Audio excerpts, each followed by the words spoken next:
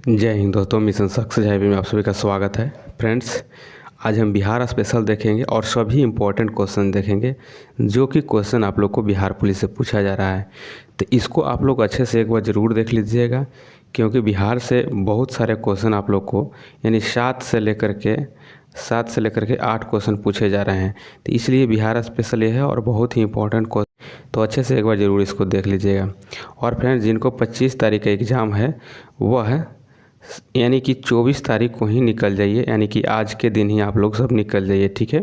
क्योंकि आप लोग को टाइम से पहुंचना है और टाइम से यानी 9:30 से आप लोग का रिपोर्टिंग टाइम है, तो टाइम से पहले पहुंचना है।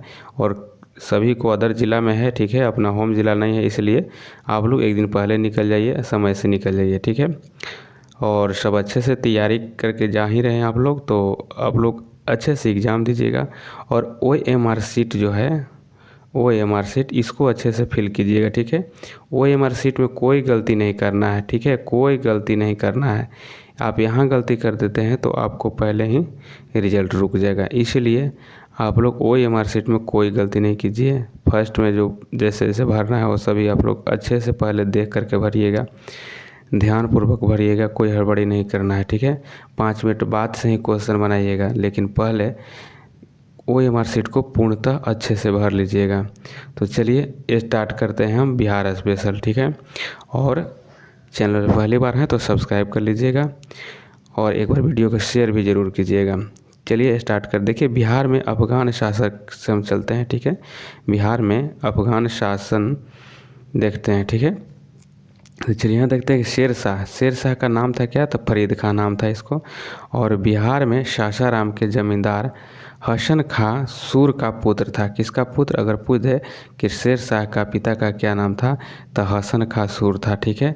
जिसे जिसे बहार खां की शेर से रक्षा करने के कारण शेर खां की उपाधि मिला था। बहार खां को शेर से रक्षा करने के लिए, शेर हो सकता है इसकी हमला किया होगा बहार खां पर, और उसी में शेर को इन्होंने क्या किया था कि एक तलवार में ही मार दिया था, ठीक है। इसीलिए इनको शेर खां की उपाधि मिल गया था, शेरशाह सूरी को। आगे यहाँ देखते हैं कि 1534 ईस्वी में शेर शाह ने, यहाँ देखिए, सूरजगढ़ के युद्ध में बंगाल के शासक गियासुद्दीन मोहम्मद को हराया था।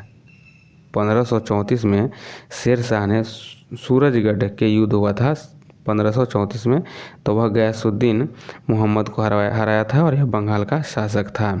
चलिए आगे यहाँ देखते हैं, बहुत सारे इसमें इंपॉर्टेंट क्वेश्चन है, आप लोग आगे इसमें देखिएगा। एकदम बहुत बहुत क्या बोलें, इसमें ऐसे ऐसे क्वेश्चन है कि जो कि आपको एग्ज़ाम में पूछे जाते हैं और सभी इम्पोर्टेंट ही हैं। तो आप लोग इसको ज़रूर देखिएगा और अपना स्कोर अच्छा करके आइएगा। यहाँ आके देखते हैं, 26 जून 1539 को शेर शाह थे, वह चौसा के युद्ध में मुग़ल शासक हुमायूं को परास्त किया था। याद रखना है, चौसा का युद्ध जो था यह कब हुआ था, तो 1539 में हुआ था। और शेर शाह की उपाधि धारण किया था कब, उसी समय जब हुमायूं को हराया था, ठीक है। तो शेर शाह की उपाधि धारण करके सिंहासन पर बैठ गया था यह शेर शाह, ठीक है, जिसको शेर खां कहते हैं हम लोग। चलिए आगे यहाँ पर देख लेते हैं कि कनौज का युद्ध या बिलग्राम का युद्ध, यह हुआ था 1540 में, ठीक है। कनौज का युद्ध या बिलग्राम का युद्ध, यह हुमायूं को पराजित करने के बाद शेर शाह ने आगरा में विधिवत राज्याभिषेक कराया था, ठीक है, ये भी याद रखिए। और ये भी हुमायूं को ही हराया था। और यह आपको शेर शाह, वही शेर शाह सूरी और हुमायूं के बीच में यह युद्ध हुआ था, जिसमें यह कनौज के युद्ध के बाद इन्होंने विधिवत आगरा में यह जो है राज्याभिषेक करवाए थे। आगे यहाँ देखते हैं कि शेर शाह ने देखिए डाक प्रथा तथा ग्रैंड ट्रंक रोड का भी निर्माण कराया। जो ग्रैंड ट्रंक रोड है उसका निर्माण किसने कराया था, शेर शाह सूरी के द्वारा कराया गया था। यहाँ देखिए, यह एक क्वेश्चन है आपको, यह बहुत ही इंपॉर्टेंट क्वेश्चन है और यह आपको BPSC में भी पूछा गया है, ठीक है। कहा गया था यहाँ पे कि मारवा अभियान के दौरान में शेर शाह ने कहा कि मुट्ठी भर बाजरे के लिए वह हिंदुस्तान की बादशाहत खो बैठता, ठीक है। यह जो कहा गया बात है, कथन, यह शेर शाह सूरी के द्वारा कहा गया था, ठीक है, शेर शाह सूरी के द्वारा। ऐसे भी याद कर सकते हैं कि मैं मुट्ठी भर बाजरे के लिए अपना साम्राज्य खो बैठता। ठीक है, मैं मुट्ठी भर बाजरे के लिए अपना साम्राज्य खो बैठता, यह कथन किसकी है? तो यह हो जाएगा शेरशाह सूरी का। चलिए आगे यहाँ देखते हैं, यहाँ पे हो जाएगा, यहाँ पे है कि शेरशाह ने भूमि की माप के लिए सिकंदरी गज, देखिए शेरशाह जो था सिकंदरी गज का यहाँ पे इन्होंने प्रचलन लागू किया गया था, एवं सन की डंडी, देखिए सन की डंडी जो कि 32 अंक का होता था, इसका प्रयोग किया तथा कबूलियत और पट्टा प्रथा की भी शुरुआत किया। शेरशाह के द्वारा देखिए सिकंदरी गज और सन की डंडी और कबूलियत और या पट्टा प्रथा, ये सभी जो है शुरुआत किया था किसने? तो यह शेरशाह सूरी के द्वारा किया गया था। इसको आप लोग अच्छे से याद रखिएगा। आगे देखिए शेरशाह ने चांदी का रुपया चलाया था। ठीक है, चांदी का रुपया चलाया था जो कि 180 ग्रेन का था, और तांबे का दाम चलाया था, याद रखना तांबे का दाम था जो कि 380 ग्रेन का था। ठीक है, चांदी का रुपया 180 ग्रेन और तांबे का दाम जो था यह 380 ग्रेन का था। चांदी का रुपया तथा तांबे का दाम में 1:64 का अनुपात था। ठीक है, 1:64 का अनुपात था तांबे और रुपये के, यहाँ पे मिला लीजिएगा इसको। आगे देखिए कि शेरशाह का मकबरा सासाराम में स्थित है। देखिए यह क्वेश्चन तो आप लोग को 2 बार पूछ दिया गया। ठीक है, यह क्वेश्चन बहुत बार पूछा जा रहा है, तो ये सभी को आप लोग को याद ही होगा, और नहीं है तो याद कर लीजिएगा कि शेरशाह का मकबरा कहाँ है? तो सासाराम में है, जिसका निर्माण कार्य का आरंभ शेरशाह ने किया, किंतु पूरा इस्लाम शाह ने किया। अगर पूछ देगा कि शेरशाह का मकबरा का आरंभ तो किया शेरशाह, लेकिन पूरा किसने करवाया था? तब पूरा करवाया था इस्लाम शाह ने, याद रखना है। चलिए आगे यहाँ देख लेते हैं शेरशाह द्वारा लड़े गए प्रमुख युद्ध। देखिए सूरजगढ़ का युद्ध लड़ा गया था 1534 में, जो सूरजगढ़ की लड़ाई, या यहाँ देखिए महमूद खां को पराजित किया गया था यहाँ पे शेरशाह सूरी के द्वारा। चौसा का युद्ध देखिए कि 1539 में हो जाएगा, और यहाँ चौसा का युद्ध बक्सर के समीप है, याद रखना। चौसा कहाँ है? तो यह बिहार के बक्सर क्षेत्र में है। ठीक है, कि निर्णायक लड़ाई शेरशाह और हुमायूं के बीच में हुआ था। इसमें क्या हुआ? शेर खां विजयी हुआ था। ठीक है, और इसी युद्ध के पश्चात ने, देखिए यहाँ पे लिखा है कि शेरशाह की उपाधि धारण किया कब? तो यही आपको चौसा के युद्ध के समय में, और इसी लड़ाई के पश्चात हुमायूं ने भागकर ईरान में शरण ले लिया, इसी युद्ध में भाग गया था। ठीक है, हुमायूं। आगे देखिए बिलग्राम या कनौज का युद्ध है। ठीक है, बिलग्राम का युद्ध है और कनौज का युद्ध एक के है, और यह 1540 में हुआ था। बिलग्राम या कनौज का युद्ध जो है शेरशाह ने 1541 ईस्वी में पटना को बिहार की पुनः राजधानी बनाया। यह युद्ध हुआ था, उसके बाद 41 में पटना को पुनः जो है बिहार की राजधानी बना दिया, और शेरशाह ने चांदी का रुपया जो कि 17 ग्रेन का था और 170 ग्रेन का था, और तांबे का दाम जो है 380 ग्रेन का होगा। यहाँ पे 180 वहाँ पे दिया गया था। ठीक है, तो 180 इसको याद रखिएगा भी। चलिए 180 या 170 भी याद रखिएगा तो चलेगा। ठीक है, तो यहाँ प्रचलन शुरू किया था, ये भी याद रखना है कब किया था? तो यह बिलग्राम युद्ध के बाद किया था। आगे देखते हैं कालिंजर का युद्ध है। ठीक है, कालिंजर का युद्ध यहाँ पे देख लीजिए कि 1500, यही आपको, यह जो अंतिम इसका युद्ध था। ठीक है, यह जो था यह इसका अंतिम युद्ध था 1545 कालिंजर में। कालिंजर अभियान में शेरशाह की मृत्यु के पश्चात उसका पुत्र इस्लाम शाह, देखिए पुत्र उसका कौन था? इस्लाम शाह, जो 27 मई 1545 ईस्वी को गद्दी पर बैठा था। ठीक है, क्योंकि 45 में यह कालिंजर के युद्ध में मर गया था शेरशाह सूरी ने। ठीक है, चलिए नेक्स्ट क्वेश्चन आगे देखते हैं। प्रमुख देखिए कि जनजातीय आंदोलन, और यह भी आप लोग को टॉपिक जो है बहुत ही इंपॉर्टेंट है, तो इसको ज़रूर आप लोग देखिएगा। चलिए आगे यहाँ देख लेते हैं कि 1771 से 72 में चेरो विद्रोह हुआ था। ठीक है, चेरो आंदोलन हुआ था, और इसका नेता कौन था? तो जयनाथ सिंह था। ठीक है, चेरो विद्रोह का नेता जयनाथ सिंह, और यह 1771-72 में हुआ था। कोल विद्रोह देखिए कि इसको बुधो भगत हो जाएंगे। बुधो भगत बहुत ही इंपॉर्टेंट पूछता है। ठीक है, आगे यहाँ पे सिंगराय हो जाएगा, और सुरगा मुंडा हो जाएंगे, और विंध्यधराय, देखिए विंध्यराय हो जाएंगे। यह कोल विद्रोह है। कोल विद्रोह आपको 1831 से 32 में हुआ था, याद रखना है। कोल विद्रोह को यह बुद्धो भगत जो है सबसे इम्पोर्टेंट पूछता है। फिर देखिए भूमिज विद्रोह है। भूमिज विद्रोह के गंगा नारायण सिंह हो जाएंगे और यह 1832 से 33 की ईस्वी में यह चला था भूमिज विद्रोह।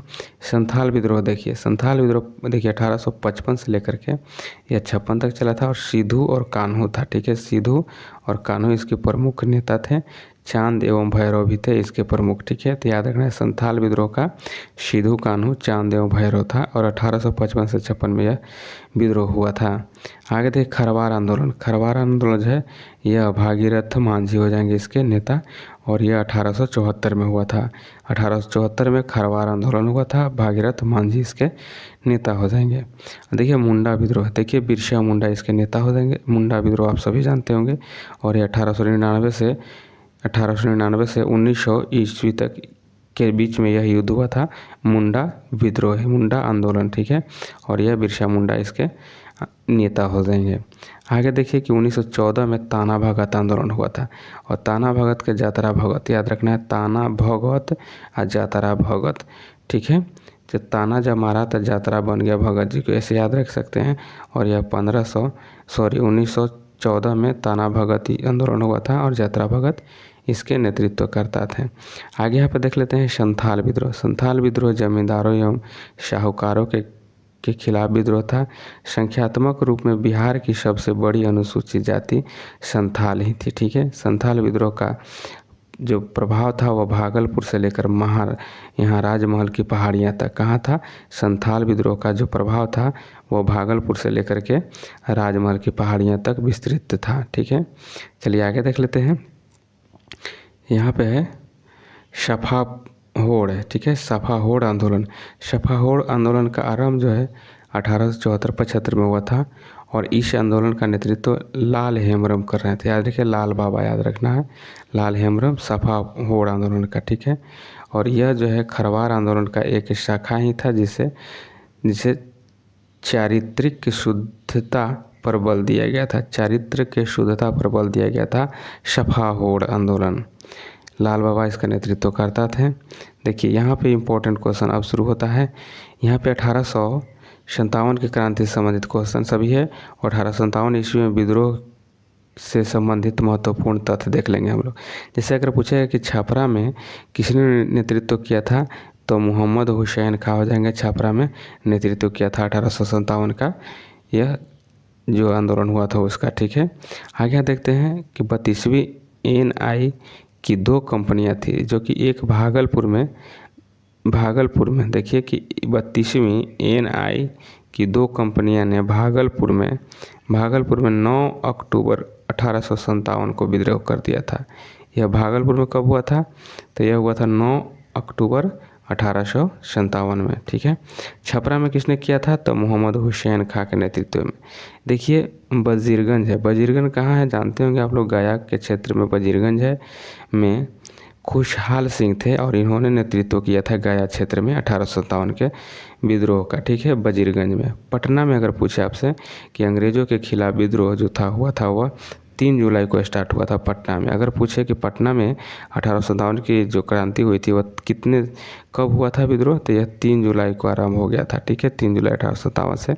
अगर मुजफ्फरपुर में आपसे पूछे कि मुजफ्फरपुर में विद्रोह की शुरुआत कब हुआ था तो यहाँ हो गया था 25 जुलाई को। ठीक है, पहले यहाँ पे देखिए कि पटना में, उसके बाद 25 जुलाई 1857 को मुजफ्फरपुर की तरफ बढ़ा था।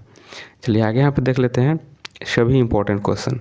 ठीक है, देखिए यहाँ पे आपको स्वतंत्रता के पहले बताया जा रहा है, स्वतंत्रता के पूर्व में आयोजित कांग्रेस अधिवेशन है और बिहार में कहाँ कहाँ आयोजित हुआ था यह यहाँ देख लेना। ठीक है, देखिए 1912 में, देखिए 1912 के सीधा यहाँ 10 कीजिएगा तो सीधा आपको हो जाएगा यहाँ कितना हो जाएगा 1922 हो जाएगा। ठीक है, 1922।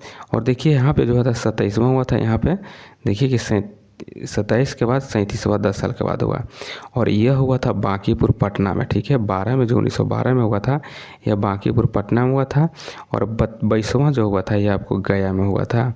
देखिए 12 में जो हुआ था बांकीपुर, इसके नेतृत्वकर्ता अध्यक्षकर्ता कौन हो जाएंगे तो RN मधोलकर हो जाएंगे। ठीक है, याद रखिएगा RN मधोलकर याद रखना है।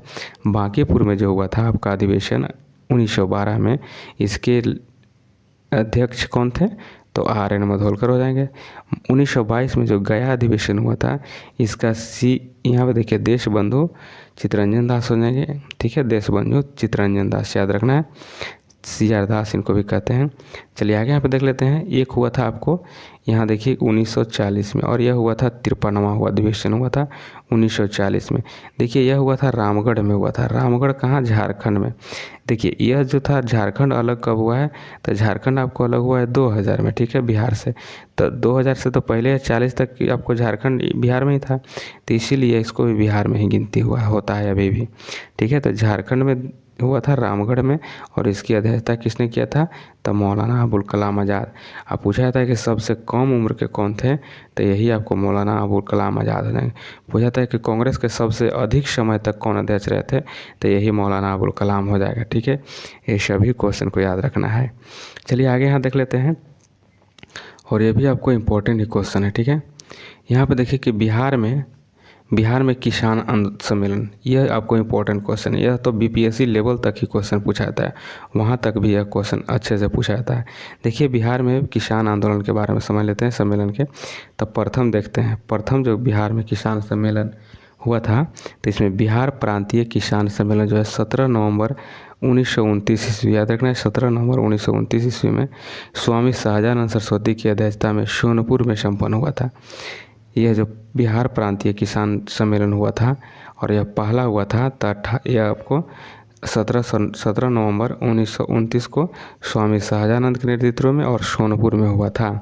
दूसरा सम्मेलन याद रखना है, यह आपको हो जाएगा 29 या 30 अगस्त को, और 1934 में हुआ था। 1934 में पुरुषोत्तम दास टंडन इसका अध्यक्षता कर रहे थे, और इस सम्मेलन में खान अब्दुल गफार खान ने भी अपने भाई के साथ भी भाग लिया था। चलिए आगे तीसरा सम्मेलन देख लेते हैं। यह तीसरा सम्मेलन हुआ था हाजीपुर में, और यह आपको 26 से 27 नवंबर 1935 को हुआ था। ठीक है, 1935 में हुआ था, और इसकी अध्यक्षता जो है स्वामी शाहजानंद के द्वारा किया जा रहा था, इसकी अध्यक्षता। और इस सम्मेलन में जमींदारी प्रथा हटाने का प्रस्ताव स्वीकार हुआ था। ठीक है, स्वीकृत कर दिया गया था, जमींदारी प्रथा हटाओ। ठीक है, तो यह कब? 1935 में, और यह हुआ स्वामी शाहजानंद के नेतृत्व में। यहाँ पे आपको 2 हुआ है। ठीक है, 2 हुआ है जो कि स्वामी शाहजानंद के नेतृत्व, यह हुआ था स्वामी शाहजानंद सरस्वती के नेतृत्व में। ठीक है, और यहाँ पे आपको शाहजानंद सरस्वती दोनों हैं जो आपको, यह सम्मेलन 29 वाला, और एक हुआ था आपको 35 वाला। ठीक है, यह दोनों याद रखना है। ठीक है, 29 और 35 में स्वामी शाहजानंद, और यह जो 34 में हुआ था, यह इसके पुरुषोत्तम दास टंडन के द्वारा। ये सभी याद कर लीजिए। चलिए नेक्स्ट क्वेश्चन देखते हैं। देखिए बिहार में किसान से जुड़ी हुई प्रथा, कौन कौन प्रथा चला था बिहार में? देखिए खुट कड़ी, देखिए खुट कड्डी प्रथा एक था। तो यह में क्या होता था, यह मुंडा जनजातियों में प्रचलित सामूहिक भू स्वामी की व्यवस्था थी, और अंग्रेज शासन द्वारा इस प्रथा को हस्तक्षेप के कारण इसमें मुंडा विद्रोह हुआ था। तो यह खुट कड़ी प्रथा था उस समय, इसी कारण मुंडा विद्रोह हुआ था। यहाँ पे देखिए कमीयोटी प्रथा जो था, एक कमीयोटी प्रथा, यह बिहार एवं उड़ीसा में प्रचलित इस प्रथा के अंतर्गत देखिए कृषि दास के रूप में खेती करने वाले कमियाँ एक जाति था। कमियाँ जाति के लोगों अपने मालिकों द्वारा प्राप्त ऋण पर दी जाने वाली ब्याज की राशि के बदले जीवन भर उसकी सेवा करते थे। ऐसी यह प्रथा था, कमियोटी प्रथा। आगे चलिए देख लेते हैं। यहाँ पे देखिए तिनकठिया प्रथा, और यह आपको बहुत ही प्रचलित है। तिनकठिया प्रथा जो था, यह चंपारण क्षेत्र में अंग्रेज बागान मालिकों द्वारा इस प्रथा को लागू किया गया था, और इस प्रथा के अंतर्गत प्रत्येक किसान को अपनी खेती योग्य जमीन के 3/20% यानी 1 बीघा में 3 कट्ठा पर आपको खेती करना होगा। नील का भाग में नील की खेती करनी पड़ती थी। यहाँ पे मजबूरी कराया जाता था। ठीक है, यानी ज़बरदस्ती, यानी कि आपको 20 कट्ठा यानी कि 1 बीघा ज़मीन है, तो उसमें 3 कट्ठा पर आपको खेती नील का करना ही है। नहीं करिएगा तो यह अंग्रेज शासन चलाते थे वहाँ पर। ठीक है, और ऐसी यह नील की खेती थी कि एक बार जब यह नील की खेती होती थी तो उस ज़मीन की उर्वरता चली जाती थी। इसी वजह से नील की खेती कोई नहीं करना चाहते थे। चलिए आगे यहाँ पे देख लेते हैं। चंपारण आंदोलन है। चंपारण आंदोलन से संबंधित प्रश्न यहाँ पे देखेंगे। देखिए यही राजकुमार शुक्ल जो है, कई बार यह क्वेश्चन आपको पूछ लिया गया है बिहार। आपको ये गार है यह जो आपको 7 अगस्त को हुआ था, उसी दिन यह भी क्वेश्चन पूछा गया था। राजकुमार शुक्ल जो कि महात्मा गांधी के किसने आमंत्रित किया था, ठीक है, निमंत्रण दिया था, तो राजकुमार शुक्ल हो जाएंगे। और यहाँ पे देखिए अगर यह मान ली नहीं रहेगा तो ब्रजकिशोर प्रसाद के प्रयास से अप्रैल 1917 में गांधी जी पटना तथा मुजफ्फरपुर के रास्ते चंपारण आए थे, ठीक है। तो ब्रजकिशोर प्रसाद भी इनके सहयोगी थे राजकुमार के साथ में। तो याद रखना है कि अप्रैल में आए थे और यह 1917 में, और गांधी जी थे यह पटना से तथा मुजफ्फरपुर के रास्ते चंपारण गए थे, ठीक है, याद रखना है। आगे यहाँ देखते हैं कि 1917 का चंपारण सत्याग्रह बगान मालिकों द्वारा संयुक्त तिनकठिया पद्धति के विरोध में किया गया यह अहिंसक आंदोलन था, जिसने भारत में गांधी के सत्य और अहिंसा पर लोगों के विश्वास को सुदृढ़ता किया गया था, ठीक है। आगे यहाँ पर देख लेते चंपारण आंदोलन में महात्मा गांधी के प्रमुख सहयोगी कौन कौन थे। तो देखिए राजकुमार शुक्ल तो पहला सहयोगी था, फिर राजेंद्र प्रसाद, और यहाँ धरणीधर हो जाएंगे, अनुग्रह नारायण सिंह हो जाएंगे, और मजहरूल हक हो जाएंगे। ये सब जो था सहयोगी था चंपारण आंदोलन के समय। आगे यहाँ पर देखिए कि गांधी ने चंपारण के बढ़रवा, ठीक है, बढ़रवा लखनसेन गांव में पहला स्कूल स्थापित किया था।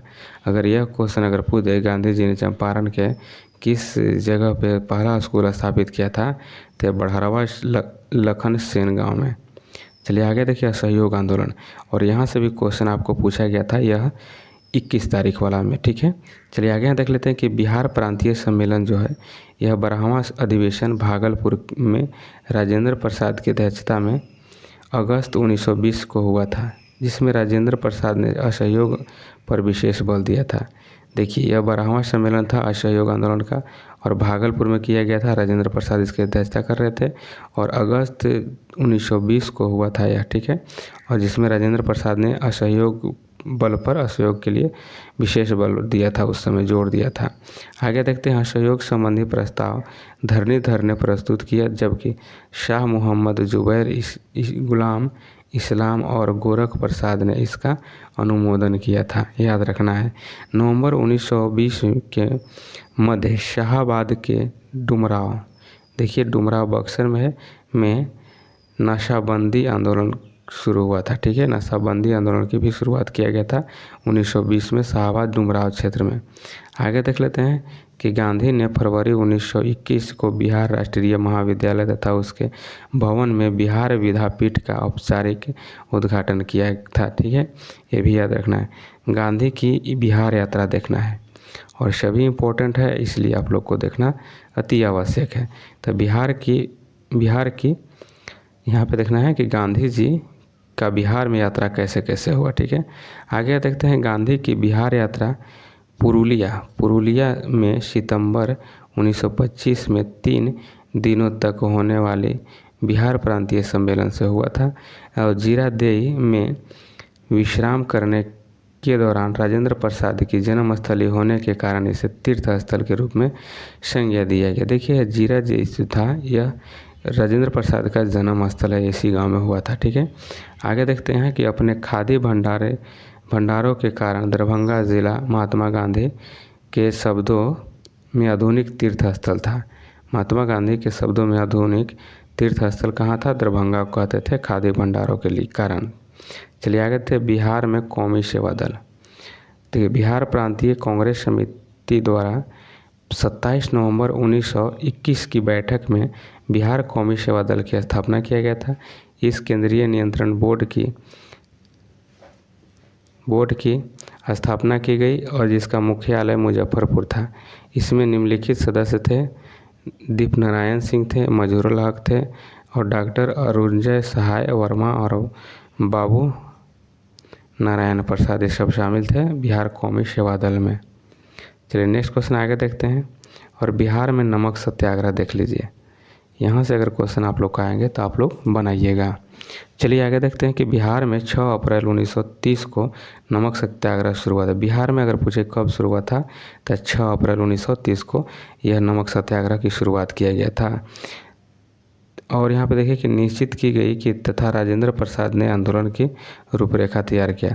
यह जो है शुरुआत यहाँ हुआ था आपको 6 अप्रैल 1930 को, लेकिन इसकी रूपरेखा जो तैयार किए थे राजेंद्र प्रसाद के द्वारा। आगे देखिए सर्वप्रथम चंपारण और सारण जिले में नमक सत्याग्रह की शुरुआत हुआ। सबसे पहले चंपारण में और सारण में शुरुआत हुआ था, ठीक है। और यह 6 अप्रैल 1930 को।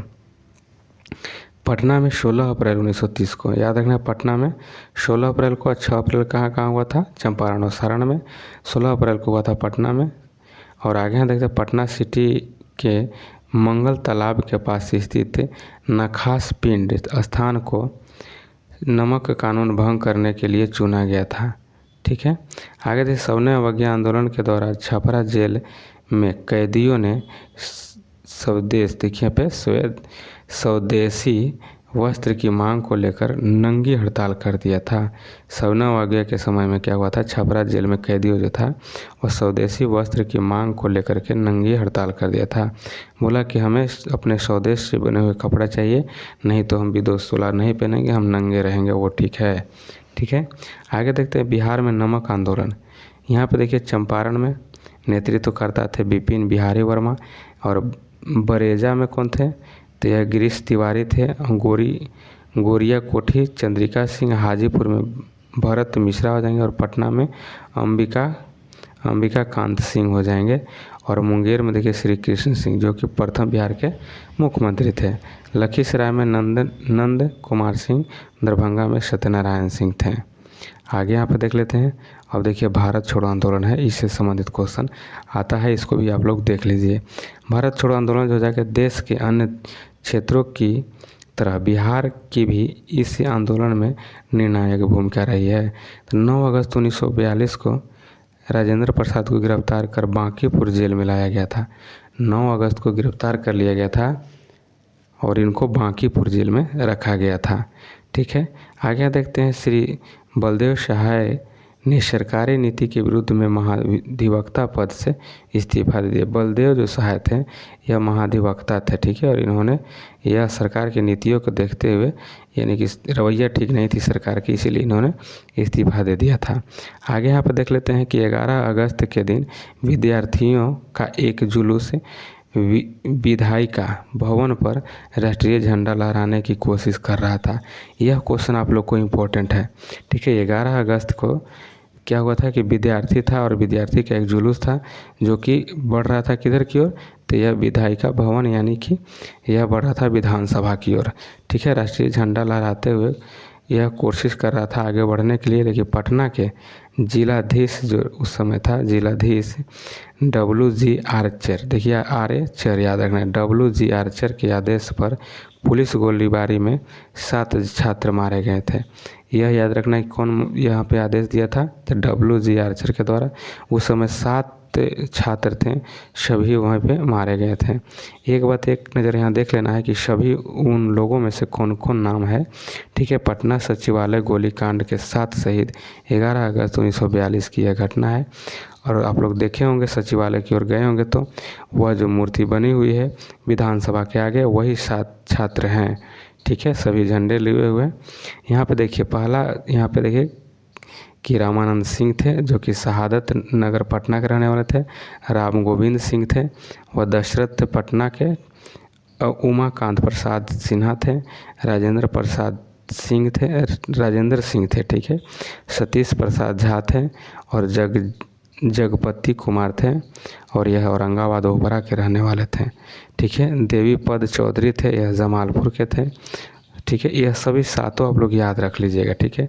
रामानंद, राम गोविंद हो जाएंगे, उमाकांत, राजेंद्र और सतीश, जगपति और देवी पद चौधरी, ये सभी जो थे 7 छात्र थे। और इनको पर गोली चलवा दिया था कौन? तो देखिए गोली चलवाने वाला WG आर्चर था, ठीक है। चलिए आगे देख लेते हैं। अगस्त क्रांति के दौरान गिरफ्तार नेता, देखिए राजेंद्र प्रसाद बांकीपुर जेल में रखा गया था, श्री कृष्ण सिंह बांकीपुर जेल में, अनुग्रह नारायण बांकीपुर जेल में और जयप्रकाश नारायण को हजारीबाग रखा गया था और यहीं से इन्होंने भाग गए थे। ठीक है, और योगेंद्र शुक्ला को बक्सर में रखा गया था। चलिए यह क्वेश्चन हजारीबाग से जो भागे थे इनका क्वेश्चन पूछा जाता है, कई बार पूछा है। ठीक है, आगे देखते हैं बिहार में किसान आंदोलन। अब यहाँ से भी आपको इम्पोर्टेंट ये भी क्वेश्चन है कि बिहार के मुंगेर में शाह मोहम्मद जुबैर की अध्यक्षता में किसान सभा हुआ था और यह 1922 से 23 में गठन हुआ था। नवंबर 1929 में सोनपुर मेला के अवसर पर स्वामी सहजानंद सरस्वती की अध्यक्षता में बिहार प्रांतीय किसान सभा की स्थापना हुई, जिसमें सचिव श्री कृष्ण सिंह नियुक्त हुए थे। आगे यहाँ पर देख लेते हैं कि प्रथम बिहार प्रांतीय किसान सम्मेलन जो है आपको यह 1929 में स्वामी सहजानंद सरस्वती की अध्यक्षता में संपन्न हुआ और यह दूसरा जो हुआ था 34 में हुआ था, पुरुषोत्तम दास टंडन की अध्यक्षता में हुआ था। 36 में देखिए कि अखिल भारतीय किसान सभा का गठन हुआ, जिसकी अध्यक्षता स्वामी सहजानंद के द्वारा किया गया और महासचिव जो था NG रंगा थे। 36 में भी किया गया, तो यह किसके द्वारा किया गया, तो यह स्वामी सहजानंद के द्वारा। आगे देखते हैं कि गंगा शरण सिन्हा, राम वृक्ष वेणीपुरी और रामानंद मिश्रा आदि ने 1931 में बिहार सोशलिस्ट पार्टी का गठन किया। अगर बिहार सोशलिस्ट पार्टी की गठन पूछे कि किसने किया, तो यहाँ देखिए गंगा शरण ने किया, राम वृक्ष वेणीपुरी और रामानंद मिश्रा के द्वारा किया गया था। और पटना के अंजुमन, ठीक है, यहाँ पे देखें अंजुमन इस्लामिया हॉल में बिहार सोशलिस्ट पार्टी की औपचारिक स्थापना 1934 में हो गया था। बिहार सोशलिस्ट पार्टी की औपचारिक जो है इसकी स्थापना हुआ था 1934 में। चलिए प्राकृतिक, आप लोग जानते हैं कि जलवायु कैसी है, तो मानसूनी है, ऋतु है ग्रीष्म ऋतु, वर्षा ऋतु और शीत ऋतु है। देखिए यहाँ पे प्राकृतिक प्रदेश बिहार के 3 भू आकृति प्रदेशों में बांटा गया है। शिवालिक, बिहार का मैदान, दक्षिण पठारी क्षेत्र और यही 3 है। ठीक है, अगर प्रमुख नदियाँ की बात किया जाए तो गंगा हो जाएगा, कोसी, सोन, गंडक, घाघरा, क्रमनाशा, बागमती, पुनपुन, फल्गु आदि सभी बिहार की नदियाँ हैं। देखिए यहाँ पे प्रमुख नदी घाटी परियोजना, सोनपुर परियोजना जो है कि बिहार में है, गंडक परियोजना जो कि बिहार और उत्तर प्रदेश से नेपाल, यह जो है जाएगा आपको गंडक परियोजना से संबंधित बिहार और उत्तर प्रदेश और नेपाल। ठीक है, गंडक परियोजना। आगे कोसी जल विद्युत परियोजना जो है और बिहार और नेपाल का संयुक्त यह परियोजना है। और आगे देखते हैं कि वान सागर परियोजना जो है यह आपको बिहार, उत्तर प्रदेश और मध्य प्रदेश का हो जाएगा, संयुक्त परियोजना है। आगे वनों के यहाँ पे देखिए कि वनों के प्रकार कैसे, तो आर्द्र पर्णपाती है और शुष्क पर्णपाती है। प्रमुख वन जीव अभ्यारण्य यहाँ से देख लीजिए और यह आपको इम्पोर्टेंट होने वाला है। यहाँ पे वन जीव अभ्यारण्य के बारे में देखिए, गौतम बुद्ध अभ्यारण्य है, गया में हो जाएगा। वाल्मीकि नगर अभ्यारण्य है, यह पश्चिम चंपारण में हो जाएगा। परमान डॉल्फिन अभ्यारण्य यह अररिया में है। परमान अगर पूछे परमान डॉल्फिन अभ्यारण्य तो यह अररिया में हो जाएगा। भीम बांध अभ्यारण्य यह मुंगेर में हो जाएगा। यह भी क्वेश्चन कई बार पूछे जा रहे हैं। ठीक है, 2 बार दोहरा दिया गया है। आगे कांवर झील पक्षी अभ्यारण्य यह आपको बेगूसराय में हो जाएगा। गोगाबिल पक्षी अभ्यारण्य जो हो जाएगा कटिहार में, मनिहारी क्षेत्र में हो जाएगा। कैमूर अभ्यारण्य यह रोहतास में हो जाएगा। विक्रमशिला गैंगेटिक डॉल्फिन अभ्यारण्य यह भागलपुर में हो जाएगा। ये सब आप लोग को याद करना है और ये इसको VVI लगा लीजिए। ठीक है, इसको VVI लगा लीजिएगा। चलिए आगे देखते हैं। यहाँ पे देखते हैं कि बिहार के प्रथम, ठीक है, बिहार में प्रथम तो जयराम दौलत राम प्रथम यहाँ राज्यपाल हो जाएंगे। मुख्यमंत्री प्रथम श्री कृष्ण सिंह हो जाए। विधानसभा अध्यक्ष अगर प्रथम पूछ दे तो यह राम दयालु सिंह हो जाएंगे। मुस्लिम राज्यपाल अगर पूछे मुस्लिम राज्यपाल हो जाएंगे डॉक्टर जाकिर हुसैन हो जाएंगे। प्रथम अगर महिला मुख्यमंत्री पूछे तो यह श्रीमती राबड़ी देवी हो जाएंगे। और प्रथम महिला मुख्य न्यायाधीश कौन हो जाएंगे, तो न्यायमूर्ति सुश्री रेखा मनोहर लाल हो जाएंगे। ठीक है, याद रख लेना इसको। आगे यहाँ पर देखते हैं कि प्रथम आकाशवाणी केंद्र जो था यह पटना में और यह 26 जनवरी 1948, ठीक है, 1948 को याद रखना है। आगे यहाँ देख लेते हैं प्रथम सिख गुरु यात्री कौन थे। प्रथम सिख गुरु यात्री हो जाएंगे गुरु नानक हो जाएंगे। प्रथम हिंदी दैनिक पत्र हो जाएगा और सर्वहितैषी हो जाएगा। प्रथम हिंदी दैनिक पत्र हो जाएगा, प्रथम अंग्रेजी दैनिक पत्र हो जाएगा, सर्च लाइट हो जाएगा, द सर्च लाइट हो जाएगा। आगे यहाँ देखिए प्रथम दूरदर्शन केंद्र जो बना था, प्रथम दूरदर्शन केंद्र, ये आपको हो जाएगा मुजफ्फरपुर में। 14 अगस्त 1978 को याद रखना है, 14 अगस्त 1978 को मुजफ्फरपुर में प्रथम दूरदर्शन केंद्र था। प्रथम विश्वविद्यालय की अगर बात करें तो नालंदा विश्वविद्यालय प्राचीन बिहार का हो जाएगा और पटना विश्वविद्यालय आधुनिक बिहार का प्रथम विश्वविद्यालय हो जाएगा। चलिए आगे यहाँ देख लेते हैं। प्रथम कृषि विश्वविद्यालय राजेंद्र कृषि विश्वविद्यालय हो जाएगा।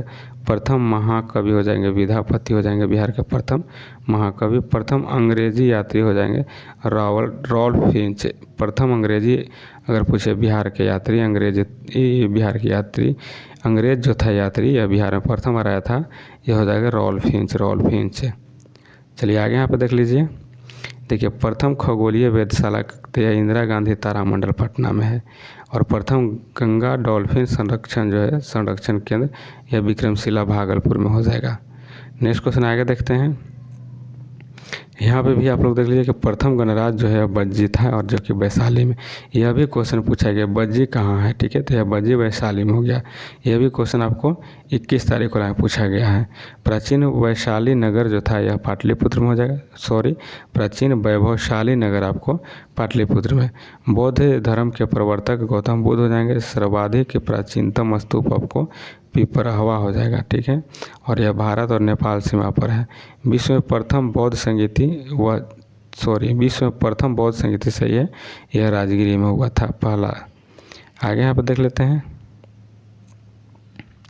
यहाँ पे देखिए कि विश्व में प्रथम है, ठीक है, बिहार का। तो बिहार में प्रथम जैन संगीति जो हुआ था पाटलिपुत्र में हुआ था। अगर पूछे कि विश्व में प्रथम जैन संगीति हुआ था तो विश्व में प्रथम जैन संगीत या पाटलिपुत्र। प्रथम गणितज्ञ हो जाएगा आपको आर्यभट्ट। विश्व का प्रथम सम्राट जिसे अशोक के नाम से जाने जाते हैं और अस्त्र शस्त्र का परित्याग किया। और विश्व का प्रथम योग विश्वविद्यालय अगर पूछेगा तो यह मुंगेर हो जाएगा। विश्व का प्रथम योग विश्वविद्यालय तो मुंगेर में हो जाएगा। चलिए नेक्स्ट क्वेश्चन आगे देखते हैं। यहाँ पे है कि बिहार के प्रमुख कृषि संस्थान हो जाएगा। तो राजेंद्र कृषि विश्वविद्यालय कहाँ है, तो यह पूसा हो जाएगा जो कि समस्तीपुर में है। तिरहुत कृषि क्षेत्र कॉलेज जो है मुजफ्फरपुर में। और फैकल्टी ऑफ फॉरेस्ट्री यह जो साइंस हो जाएगा यह समस्तीपुर में हो जाएगा। बिहार कृषि विद्यालय जो सबौर है जो भागलपुर में हो जाएगा। बिहार कृषि विश्वविद्यालय सबौर कहाँ है, तो यह भागलपुर में हो जाएगा। बिहार के प्रसिद्ध व्यक्ति और उसके संबंधित स्थल जैसे देखिए यहाँ पे वर्धमान महावीर यह कुंड ग्राम से संबंधित है। चंद्रगुप्त मौर्य पाटलिपुत्र, चाणक्य कौटिल्य पाटलिपुत्र, अश्वघोष जो है पाटलिपुत्र और शेरशाह सूरी सासाराम। चलिए नेक्स्ट क्वेश्चन आगे देखते हैं। यहाँ पे देखने यहाँ पे क्या है कि यहाँ पे आर्यभट्ट हो जाएंगे जो कि पाटलिपुत्र से संबंधित व्यक्ति हो जाएंगे। महत्वपूर्ण व्यक्ति और उसके उपनाम देख लेना है अब, ठीक है, उपनाम देखेंगे। जैसे राजेंद्र प्रसाद को देश रत्न और आजाद शत्रु भी कहा जाता है। कुंवर सिंह को बाबू भी कहा जाता है और जयप्रकाश नारायण के लोकनायक व लोकनाथ जेपी भी कहा जाता है। आगे श्री कृष्ण सिंह को बिहार केसरी के नाम जाने जाते हैं, ठीक है, और बाबू जगजीवन राम को बाबूजी के नाम से, रामधारी सिंह दिनकर को राष्ट्र कवि के नाम से जाने जाते हैं। आगे अनुग्रह नारायण है, इनको बिहार विभूति या बड़े साहब के नाम से जाने जाते हैं। जनार्दन प्रसाद को जस्टिस ऑफ पीस कहा जाता है और नागा अर्जुन को बाबा के नाम से जाने जाते हैं। चलिए नेक्स्ट क्वेश्चन आगे देखते हैं। यहाँ पे आप लोग को भी हम छोड़ रहे हैं, यह थोड़ा इसे बहुत ही इंपॉर्टेंट यहाँ पे भी आप लोग को है, ठीक है। चलिए हम बता देते हैं, इसे छोटा इसका में है तो इसलिए साफ आपको दिखेगा कि नहीं, लेकिन फिर भी हम पढ़ देते हैं यहाँ पे, ठीक है।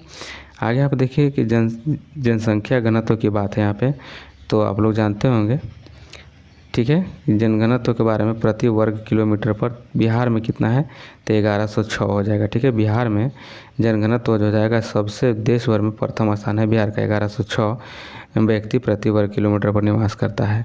और यहाँ पे जनगणना 2011 के अनुसार देखिए यहाँ पे 300 कितना हो जाएगा, 382 हो जाएगा भारत के लेके चलिएगा, ठीक है। तो भारत में अगर पूछेगा तो 382 हो जाएगा। 382 व्यक्ति प्रति वर्ग किलोमीटर पर निवास करते हैं, ठीक है। चलिए आगे देख लेते हैं। 382 याद रखिएगा भारत में। लिंगानुपात की बात किया जाएगा तो बिहार में कितना है, बिहार में हो जाएगा आपको 918 हो जाएगा। बिहार के लिंगानुपात कितना है, 918 हो जाएगा। और अगर भारत की पूछेगा तो 943 हो जाएगा। देखिए यहाँ पे हम बिहार और भारत यानी कि अपने देश और बिहार दोनों को लेकर के चल रहे हैं, इसलिए आप लोग को इसको अच्छा से एक बार ज़रूर देख लेना होगा। देखिए जनसंख्या वृद्धि दर की अगर बात किया जाए तो देखिए वृद्धि हुआ था कितना, 25.42, और देश में कितना हुआ था, 17.70 हुआ था देश में, और बिहार में 25.42। ठीक है, यह क्वेश्चन भी याद रखना है। आगे थे कुल जनसंख्या के, ग्रामीण जनसंख्या की अगर बात किया जाए तो 88.7 हो जाएगा ग्रामीण, और 68 हो जाएगा 0.8 हो जाएगा यह भारत में। चलिए आगे यहाँ देख लेते हैं। आगे यहाँ पे क्या है, तो आगे यहाँ के कार्यशील जनसंख्या के काश्तकार देखना है, तो इसको छोड़ दीजिए, नहीं इम्पोर्टेंट है, हम जो इम्पोर्टेंट रहेगा उसको हम ही कंप्लीट करेंगे। चलिए आगे देख लेते हैं। यहाँ पे हो जाएगा कुल साक्षरता दर से, चलिए देखते हैं क्वेश्चन। ठीक है, अगर यहाँ पर देखिए कुल साक्षरता दर में, देखिए कुल साक्षरता दर में 61.8% बिहार का है, और भारत की अगर पूछेगा तो 73.0 है। ठीक है, 73 दशमलव कहीं कहीं 4 भी देता है। ठीक, तो यहाँ पे हो जाएगा आपको, ये राइट क्वेश्चन हो जाएगा आपको कि बिहार में साक्षरता दर कितना है, तो यह हो जाएगा 61.8, और भारत में पूछेगा तो यहाँ पे 73.0 हो जाएगा। अगर यहीं पे आपसे पूछ दे कि पुरुषों का कितना था, तो पुरुष 71% और महिला हो जाएगा 51% बिहार में, और 80% हो जाएगा पुरुष साक्षर आपको भारत में, और 64% हो जाएगा महिला साक्षर भारत में। चलिए आगे देख लेते हैं। यहाँ पे देखते हैं कि बिहार जैव विविधता से परिपूर्ण राज्य है। वन जीवों के संरक्षण के लिए, देखिए वन जीवों के संरक्षण के लिए राज्य द्वारा एक राष्ट्रीय पार्क है, 12 वन जीव अभयारण्य है, 12 वन जीव अभयारण्य है, 5 पक्षी अभयारण्य है, 5 पक्षी अभयारण्य है, और एक सामुदायिक रिजर्व है, एक सामुदायिक रिजर्व है, और एक गंगेई डॉल्फिन है। ठीक है, डॉल्फिन अभयारण्य, एक टाइगर रिजर्व है, एक जैव उद्यान जो है यह है। ठीक है, एक जैव उद्यान है। ये सभी को याद रखना है। आगे यहाँ पर देख लेते हैं कि बिहार के कटिहार ज़िला में स्थित गोगाबिल जो है, यह बिहार का पहला कम्युनिटी रिजर्व है। ठीक है, और गोगाबिल एक गोखुर झील है। गोगाबिल कैसी है, गोखुर झील है, और इसका जो है क्षेत्रफल है 0.57 वर्ग किलोमीटर है। चलिए आगे यहाँ देख लेते हैं। विक्रमशिला गंगे डॉल्फिन अभयारण्य भागलपुर में स्थित है। विक्रमशिला गंगे डॉल्फिन अभयारण्य भागलपुर में है, और इसकी विस्तार की अगर बात किया तो 60 किलोमीटर है। ठीक है, 60 किलोमीटर तक इसका विस्तार हो जाएगा, और यह जो है कि 1990-91 में स्थापित किया गया था, और इस अभयारण्य में राष्ट्रीय जलीय जीव डॉल्फिन का संरक्षण किया जाता है, सूस का। चलिए आगे यहाँ पर देख लेते हैं। गांधी जैविक के, देखिए संजय गांधी जैविक उद्यान जो है यह 1970 में पटना में स्थापित किया गया था, और इसका क्षेत्रफल जो है 153 एकड़ में है, और इस उद्यान में गैंडा, जेबरा, बाघ, मगरमच्छ इत्यादि जीवों का निवास है। देखिए कलरवा, ठीक है, कलरव बिहार जो राजकीय पक्षी उत्सव हुआ था, कलरवा। ठीक है, याद रखिए कलरव, यह हुआ था कहाँ, और ये देखिए 2021 में हुआ था। ठीक है, और यह 15 से 17 जनवरी 2021 में ऐसे कलरवा कहा जाता है। ठीक है, कलरव पक्षी भी देखिएगा, कलरव जो हुआ था यह आपको राजकीय पक्षी उत्सव कहाँ हुआ था, तो यह जमुई में हुआ था। ठीक है, बिहार के जमुई जिला में। और ये देखिए नागी नकटी पक्षी बिहार में मनाया गया था। यही नागी है और यही नकटी है, जो कि नागी जो है एक सीमा है, और नकटी जो है बेरसीमा है। और यह तीसरा हो जाएगा आपको रामसर साइड में शामिल हो, सॉरी यह दूसरा हो जाएगा, और यह हो जाएगा तीसरा रामसर साइड में शामिल होने वाला यह आपको पक्षी अभयारण्य। ठीक है, रामसर साइड में। और पहला कौन हो जाएगा, तक कांवर। ठीक है, कांवर तो झील है आपको, कांवर झील यह रामसर साइड में शामिल होने में पहला है। अगर देश में पूछेगा तो देश में हो जाएगा यह 39वां है। ठीक है, तो इसको भी याद रख लिया, यहाँ से क्वेश्चन आपको पूछा गया, तीनों क्वेश्चन ये पूछ लिया गया है। ठीक है, जितना बताएं आपको। चलिए आगे देख लेते हैं। वाल्मीकि वन्य जीव अभयारण्य बिहार के पश्चिमी चंपारण जिला में है, और जिले में कुल भूभाग का, ये सब नहीं बताना सही है। ठीक है, यह क्लियर पूछा जाता है कि वाल्मीकि वन्य जीव अभयारण्य कहाँ है, पश्चिमी बिहार कहाँ है, तो ये पूछा जाता है किस ज़िला में है। ठीक है, तो डायरेक्ट हम लोग ज़िला देखेंगे। आगे देख लेते हैं। यहाँ पर देखिए वाल्मीकि वन जीव अभयारण्य राज्य का एकमात्र राष्ट्रीय उद्यान है। यह राष्ट्रीय उद्यान एकमात्र है और टाइगर रिजर्व भी एकमात्र है जो कि यहीं है वाल्मीकि में ही। वाल्मीकि टाइगर रिजर्व की स्थापना जो है 2012 में की गई थी और कुल क्षेत्रफल छोड़िए, ठीक है, और वाल्मीकि टाइगर रिजर्व पश्चिम चंपारण में ही है। चलिए यहाँ पे देख लेते हैं एक नज़र में फटाफट। यहाँ देखिए वाल्मीकि बाघ अभयारण्य यह पश्चिम चंपारण में हो जाएगा, पश्चिम चंपारण में हो जाएगा, और वाल्मीकि राष्ट्रीय पार्क पश्चिम चंपारण में हो जाएगा, और वाल्मीकि वन जीव अभयारण्य आपको पश्चिम चंपारण, ये तीनों एक ही चीज़ है, ठीक है। गौतम बुद्ध वन जीव अभयारण्य जो है यह देखिए 1976 में, और यह गया में हो जाएगा, ठीक है, गया में। भीम बांध देखिए पूछा गया है, वह मुंगेर में है और 1976 में बना था। उदयपुर वन जीव अभयारण्य यह याद रखना है, पश्चिम चंपारण में उदयपुर हो जाएगा। कैमूर वन जीव अभयारण्य यह कैमूर और रोहतास में है, और राजगीर वन जीव अभयारण्य यह नालंदा में हो जाएगा। विक्रमशिला गंगे डॉल्फिन जो है भागलपुर में हो जाएगा। अब चलिए पक्षी अभयारण्य देखते हैं, ठीक है। कुशेश्वर स्थान पक्षी अभयारण्य जो है यह दरभंगा में हो जाएगा। यह भी क्वेश्चन पूछा गया है, कुशेश्वर स्थान कहाँ है, ठीक है। कुशेश्वर स्थान झील के बारे में पूछा गया था, लेकिन कुशेश्वर स्थान पक्षी अभयारण्य पूछे तो दरभंगा हो जाएगा। बड़ैला सलीम अली पक्षी अभयारण्य जो है यह वैशाली में, बड़ैला से ऐसे याद रखिएगा वैशाली। यहाँ देखिए नकटी डैम पक्षी अभयारण्य, जो वही नगी और नकटी है, ठीक है, और यहाँ देखिए नागी हो जाएगा, नकटी नागी जो है जमुई में है। और यहाँ देखिए कांवर झील पक्षी अभयारण्य जो हो जाएगा यह बेगूसराय में है, और यह जो है 1987 में बना था, ठीक है, इसकी स्थापना किया गया था। और यही कांवर झील जो है आपको रामसर साइड में शामिल होने वाला बिहार का पहला स्थान है। चलिए आगे यहाँ देख लेते हैं। चूना पत्थर में देखिए, चूना पत्थर रोहतास मुंगेर में कैमूर में होता है, पायराइट रोहतास और कैमूर में। अबरख पूछे तो नवादा जमुई गया मुंगेर में हो जाएगा। सोना सबसे ज़्यादा जमुई में, राजगीर पश्चिम चंपारण, बॉक्साइट मुंगेर में और गया में हो जाएगा, जमुई में, बांका में, सभी जो हो जाएगा बॉक्साइट पाया जाता है, ठीक है। आगे यहाँ पे देख लीजिए, आगे यहाँ पे है कि चीनी मिट्टी भागलपुर मुंगेर क्षेत्र में, और सोरा जो है मुजफ्फरपुर मुंगेर सारण सभी में। ये सब उतना नहीं पूछा जा रहा है अभी, ठीक है, इसीलिए इसको अभी छोड़ देते हैं। चलिए आगे देखते हैं। सीमेंट के अगर बारे में पूछा जाएगा, सीमेंट कल्याणपुर सीमेंट है, ये सभी जो है आपको बिहार से संबंधित हो जाएगा। ये भी नहीं क्वेश्चन आप लोग के पूछे जा रहे हैं, ठीक है। चलिए यहाँ पे देख लीजिए, को इम्पोर्टेंट हो सकता है यहाँ से आप लोग को आ जाए, ठीक है, यहाँ से हो सकता है कि आ जाए, तो इसको एक नज़र देख लीजिए। जैसे ऑपरेशन उजाला है, ठीक है, यह आपको क्या हो जाएगा, इसका उद्देश्य मुजफ्फरपुर के कुख्यात रेड लाइट एरिया चतुर्थ स्थान की वेश्यावृत्ति में संलग्न महिलाओं को जीवन में आवश्यक सुधार लाने के लिए यह लाया गया था, ठीक है। मुजफ्फरपुर में याद रखिए कि वेश्यावृत्ति को मतलब कि बंद करने के लिए, उसको सही रास्ता दिखाने के लिए ऑपरेशन उजाला को शुरू किया गया था। ऑपरेशन कोबरा देखिए, बिहार के माफिया गिरोहों को साफ करने के लिए चलाया गया था ऑपरेशन कोबरा। ऑपरेशन चाणक्य क्या था, तो यह आपको इसका उद्देश्य हो जाएगा बाजार में दैनिक उपभोग की विभिन्न वस्तुओं में मिलावट को रोकना था। ऑपरेशन चाणक्य के तहत बाजार में जो मिलावट हो रही थी उसको रोकना था।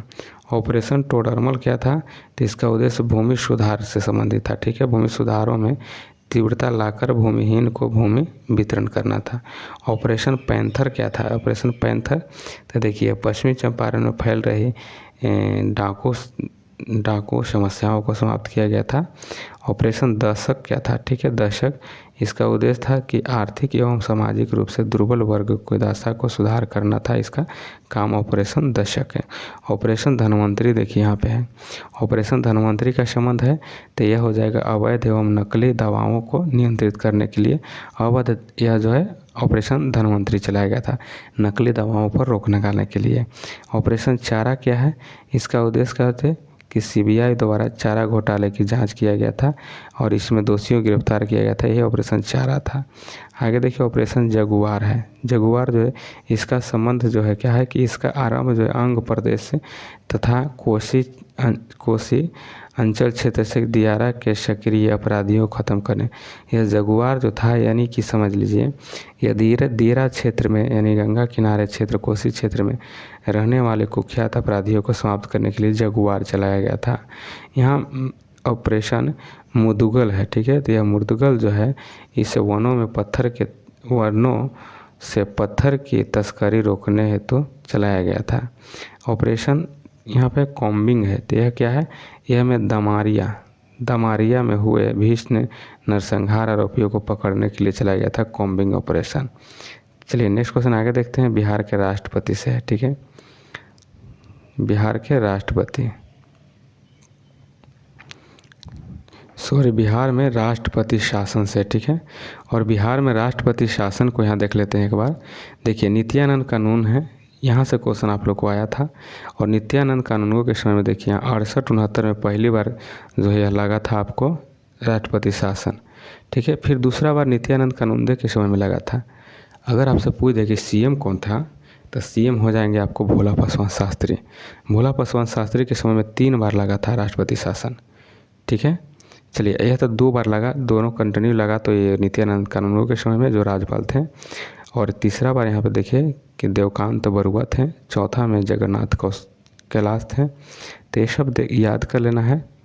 और लास्ट समय में देखिए सरदार बूटा सिंह, ये याद रख लीजिएगा एक बार, ठीक है। 2005 में लास्ट बार लगा था और यह बूटा सिंह राज्यपाल थे। यहाँ देखिए बिहार की राज्य व्यवस्था में देख लेते हैं, ठीक है। जैसे विधानमंडल का जो है रूप कैसा है, तो विधानमंडल जो है द्विसदनीय है, ठीक है। यानी कहने का मतलब कि एक विधान परिषद है और एक विधानसभा है, ठीक है।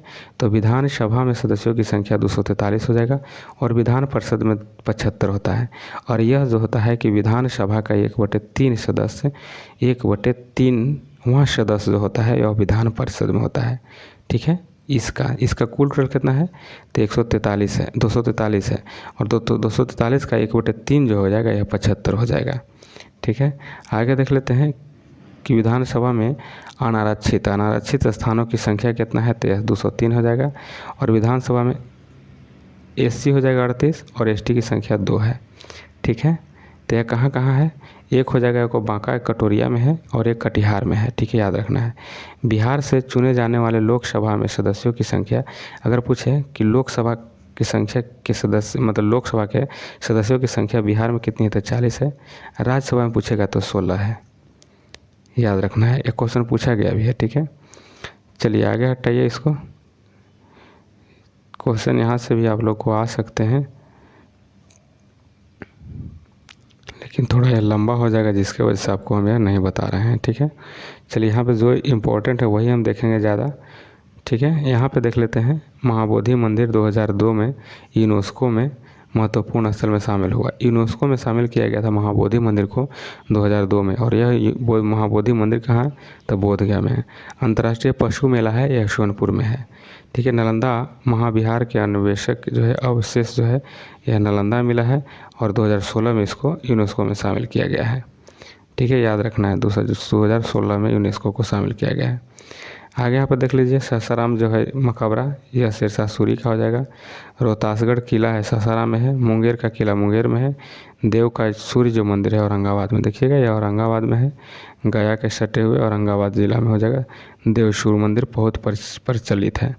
विश्व का सबसे ऊंचा बौद्ध स्तूप, यहाँ देखिए केसरिया जो है यह चंपारण में हो जाएगा, पूर्वी चंपारण में यह है, ठीक है। आगे देख लेते हैं कि ग्लास ब्रिज राजगीर में बना है। और यहाँ पे देखिए मंडन मिश्रण की जन्मस्थली सहरसा में हो जाएगा। विश्व शांति स्तूप राजगीर में है। और वेणु वन जो हो जाएगा राजगीर में। अगर पूछे वेणु वन कहाँ है, तो वेणु वन हो जाएगा राजगीर में। और बिम्बिसार की जेल राजगीर में हो जाएगा। बिम्बिसार की जेल जो है राजगीर में। मनियार मठ हो जाएगा राजगीर में। और अगर आज़ाद शत्रु का किला पूछे राजगीर में। पांडु पोखर तो राजगीर में हो जाएगा। यह सब नए नए क्वेश्चन है, तो इसको याद रखिएगा आप लोग। यहाँ पे देखिए पर्यटन विभाग द्वारा चिन्हित 8 पर्यटक स्थल है, जैसे घोड़ा कटोरा झील नालंदा में हो जाएगा। तेलहड़ हो जाएगा कैमूर में। गैंगेटिक डॉल्फिन अभ्यारण्य भागलपुर में। वाल्मीकि टाइगर पश्चिम चंपारण। भीम बांध हो जाएगा मुंगेर में। कोकोला झरना नवादा में हो जाएगा। और बाबर की गुफाएं जो हो जाएगा यह जहानाबाद में, जो कि बराबर के पहाड़ कहते हैं, ठीक है, बराबर पहाड़ हो जाएगा। बाबर यहाँ पे बोला गया, बराबर है, ठीक है। बराबर के आपको देखिएगा अभी जो हाल ही में एक शुमारी में करीब 8 की मृत्यु हो गई थी भगदड़ हो जाने से। तो यह आपको बराबर है, बहुत अच्छे जगह जाकर के एक बार घूम लीजिएगा आप लोग। यहाँ पे देखते हैं कि बौद्ध परिपथ जो है यह बोध गया हो जाएगा गया में, राजगीर नालंदा में, वैशाली में, नालंदा में, लौरिया नंदनगढ़ पश्चिम चंपारण, याद रखिएगा लौरिया नंदनगढ़ जो जाएगा पश्चिम चंपारण, लौरिया राज हो जाएगा पूर्वी चंपारण, केसरिया हो जाएगा पूर्वी चंपारण, और यह जो है विक्रमशिला भागलपुर हो जाएगा। यह सभी इंपॉर्टेंट क्वेश्चन आप लोग कराए हैं। इसके पहले भी आप लोग को वीडियो बिहार से संबंधित कराए हैं, वह सभी का लिंक आप लोग को वीडियो के डिस्क्रिप्शन में दे देंगे, वहाँ जा कर के आप लोग देख लीजिएगा। तो इसको ज़रूर एक बार देख लीजिए, और जिनका एग्ज़ाम 25 को है वह आप लोग 24 तारीख को आप लोग निकल जाइएगा समय से।